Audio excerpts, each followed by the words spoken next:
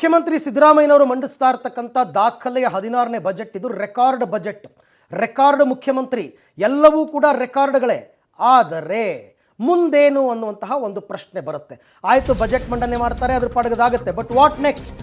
ರಾಜಕೀಯವಾಗಿ ಮುಂದೇನು ಅಂತಕ್ಕಂಥದ್ದು ಪ್ರಶ್ನೆ.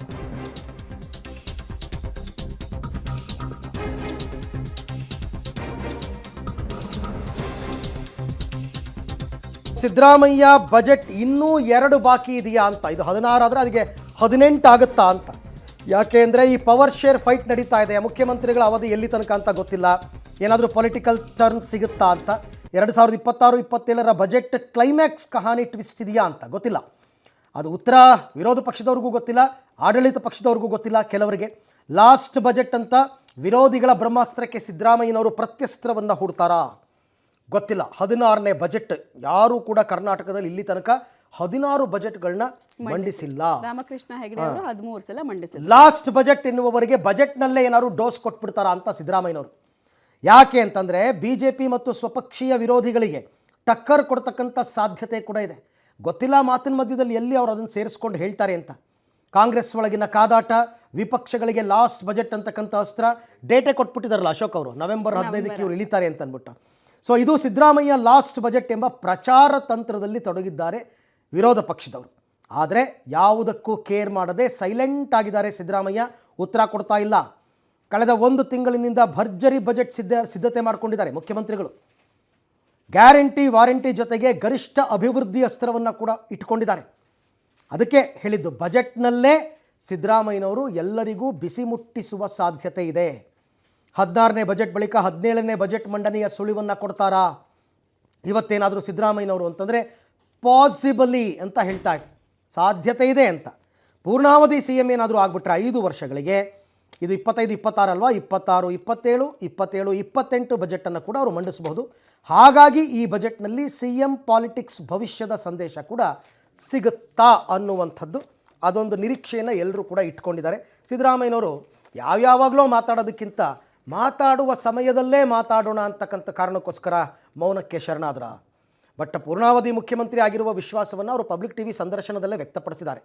ಅಂದರೆ ಅರ್ಥ ಅವರು ಇನ್ನೂ 1-2 ಬಜೆಟನ್ನು ಮಂಡನೆ ಮಾಡ್ತಾರೆ ಅಂತಕ್ಕಂಥ ಲೆಕ್ಕ ಸದ್ಯಕ್ಕಿದೆ.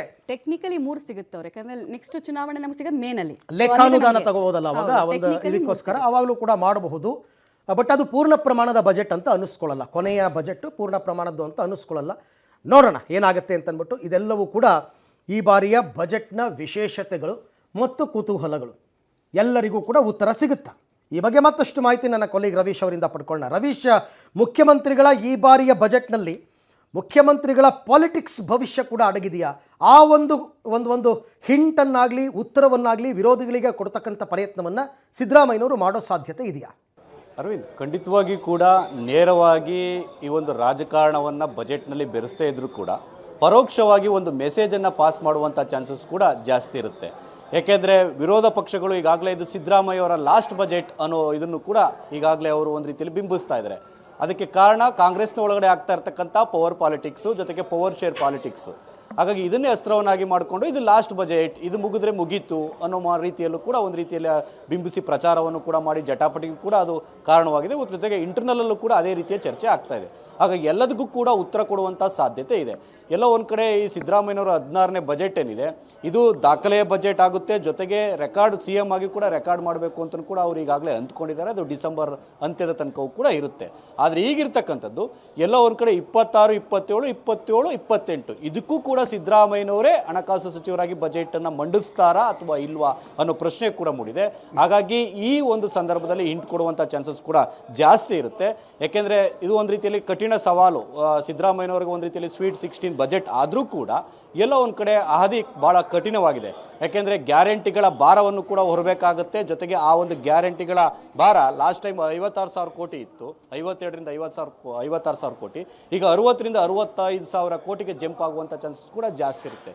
ಜೊತೆಗೆ ಸಾಲದ ಪ್ರಮಾಣದಲ್ಲೂ ಕೂಡ ಜಾಸ್ತಿ ಮಾಡುವಂಥ ಚಾನ್ಸಸ್ ಕೂಡ ಜಾಸ್ತಿ ಇರುತ್ತೆ. ಸುಮಾರು 1.30 ಲಕ್ಷ ಅಂದರೆ 1.30 ಲಕ್ಷ ಕೋಟಿಯಷ್ಟು ಈ ಸಾಲವನ್ನು ಕೂಡ ಮಾಡ್ತಾರೆ ಅನ್ನೋದ್ರ ಬಗ್ಗೆ ಕೂಡ ಸಾಕಷ್ಟು ಚರ್ಚೆ ಆಗ್ತಾ ಇರ್ತಕ್ಕಂಥದ್ದು. ಹಾಗಾಗಿ ರಾಜ್ಯದ ಸಾಲ ಪ್ರಮಾಣವೂ ಕೂಡ ಹೆಚ್ಚಳವಾಗುತ್ತೆ. ಇಂಥ ಸಂದಿಗ್ಧ ಪರಿಸ್ಥಿತಿಯಲ್ಲಿ ಅನುಭವಿ ಆಗಿರ್ತಕ್ಕಂಥ ಹಣಕಾಸು ಸಚಿವರು ಯಾವ ರೀತಿ ಬ್ಯಾಲೆನ್ಸ್ ಮಾಡಿ ಬಜೆಟ್ ಅನ್ನು ಕೊಡ್ತಾರೆ ಅಂತ ಕೂಡ ಕಾದ್ ನೋಡ್ಬೇಕಾಗತ್ತೆ. ಎಲ್ಲಾ ಟೀಕಾಕಾರರಿಗೂ ಕೂಡ ಈ ಮೂಲಕ ಉತ್ತರ ಕೊಡುವಂತ ಚಾನ್ಸಸ್ ಕೂಡ ಜಾಸ್ತಿ ಇದೆ. ಆ ಕಾರಣಕ್ಕೋಸ್ಕರವಾಗಿ ಯಾವುದಕ್ಕೂ ಕೂಡ ತಲೆ ಕೆಡಿಸ್ಕೊಳ್ಳದೆ ಆ ಒಂದು ಮುಖ್ಯಮಂತ್ರಿ ಸಿದ್ದರಾಮಯ್ಯನವರು ಈ ಒಂದು ಬಜೆಟ್ ಪ್ರಿಪರೇಷನ್ ಅಲ್ಲೂ ಕೂಡ ತೊಡಗಿದ್ರು. ಒಟ್ಟಾರೆಯಾಗಿ ಈ ಒಂದು ಬಜೆಟ್ ವಿಚಾರದಲ್ಲಿ ಆ ಮುಖ್ಯಮಂತ್ರಿ ಸಿದ್ದರಾಮಯ್ಯನವರು ಸಾಕಷ್ಟು ಒಂದು ರೀತಿಯಲ್ಲಿ ಬೇರೆ ಬೇರೆ ರೀತಿಯ ಟೀಕೆಗಳು ಬಂದರೂ ಕೂಡ ಅದನ್ನು ತಲೆಕೆಡಿಸ್ಕೊಂಡಿಲ್ಲ. ಜೊತೆಗೆ ಕ್ಷೇತ್ರಗಳಿಗೆ ಸಂಬಂಧಪಟ್ಟಂತೆ ಈ ಸಾರಿ ಅಭಿವೃದ್ಧಿ ಬಜೆಟ್ ಅಂತ ಕೂಡ ಹೇಳ್ತಾರೆ. ಈಗ ನಾವು ನೋಡ್ತಾ ಇರ್ಬೋದು ಅರವಿಂದ್, ಬಜೆಟ್ ಪ್ರತಿ ವಿಧಾನಸೌಧವನ್ನು ತಲುಪಿದೆ. ಯಾಕೆಂದರೆ ಈಗಾಗಲೇ ಆರ್ಥಿಕ ಇಲಾಖೆಯ ಒಂದು ಅಧಿಕಾರಿಗಳು ಮುಖ್ಯಮಂತ್ರಿ ಸಿದ್ದರಾಮಯ್ಯ ಅವರ ನಿವಾಸಕ್ಕೆ ತೆರಳಿ ಈಗಾಗಲೇ ಬಜೆಟ್ ಅನ್ನು ಕೂಡ ಮುಖ್ಯಮಂತ್ರಿ ಅವರಿಗೆ ಕೊಟ್ಟಿರ್ತಕ್ಕಂಥದ್ದು. ಈಗ ಆ ಒಂದು ವೆಹಿಕಲ್ ಕೂಡ ಬಜೆಟ್ ಒಂದು ಪ್ರತಿಯನ್ನು ತುಂಬಿಕೊಂಡು ಬಂದಿರತಕ್ಕಂಥದ್ದು. ಯಾಕಂದರೆ ಸಾಕಷ್ಟು ಸೆಕ್ಯೂರಿಟಿಯಿಂದ ಕೂಡಿರುತ್ತೆ. ನಿನ್ನೆ ರಾತ್ರಿಯಿಂದನೂ ಕೂಡ ಇದನ್ನು ಕಾದಿರ್ತಾರೆ. ಯಾಕೆಂದರೆ ನಿನ್ನೆ ಸಂಜೆ ಪ್ರಿಂಟ್ಗೆ ಕಳಿಸುವಂಥ ವ್ಯವಸ್ಥೆ ಕೂಡ ಆಗಿರ್ತಕ್ಕಂಥದ್ದು. ಈ ಹಿನ್ನೆಲೆಯಲ್ಲಿ ಆ ಒಂದು ಬಜೆಟ್ ಪ್ರತಿಯನ್ನು ಕೂಡ ಈಗಾಗಲೇ ವಿಧಾನಸೌಧಕ್ಕೆ ತಂದಿದ್ದಾರೆ. ಅಂದರೆ ಇಲ್ಲಿ ಶಾಸಕರುಗಳಿಗೆ ಮತ್ತು ಮಾಧ್ಯಮದವರಿಗೆ ಮತ್ತು ಅಧಿಕಾರಿಗಳಿಗೆ ಒಂದು ಕೊಡಬೇಕಾಗತ್ತೆ. ಈ ನಿಟ್ಟಿನಲ್ಲೂ